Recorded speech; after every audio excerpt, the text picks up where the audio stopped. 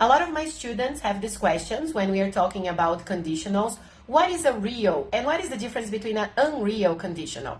Real conditionals are considered the zero and the first conditionals. They are real because they are talking about cause and consequence. Zero conditional talks about obvious facts that always happen. If you put your hand in fire, it burns. We use if plus the present and the main sentence in the present. First conditional talks about cause and consequence in the future.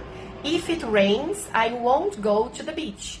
If plus present with the main sentence with will or won't.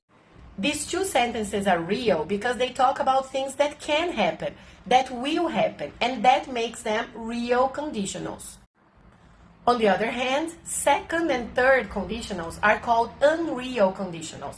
They talk about things that are hypothetical, that can't really happen, or maybe you are just imagining. Second conditional talks about unreal situations in the present. If I was rich, I would have a big boat. You are not rich, but if you were, you would have a big boat. Note that you can also say, if I were rich.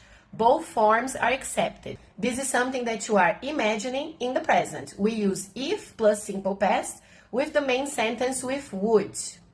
And last but not least, there is the third conditional, where it's also unreal to think about the past. When you talk about a regret, something you don't or you can't change, you don't know how to change in the past, you use the third conditional. If I had studied better for the exam, I would have had a better result. If with past perfect and the main sentence with would and in the past, would have had, would have done.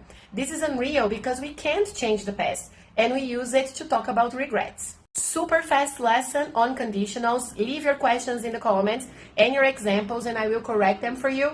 See you later and bye.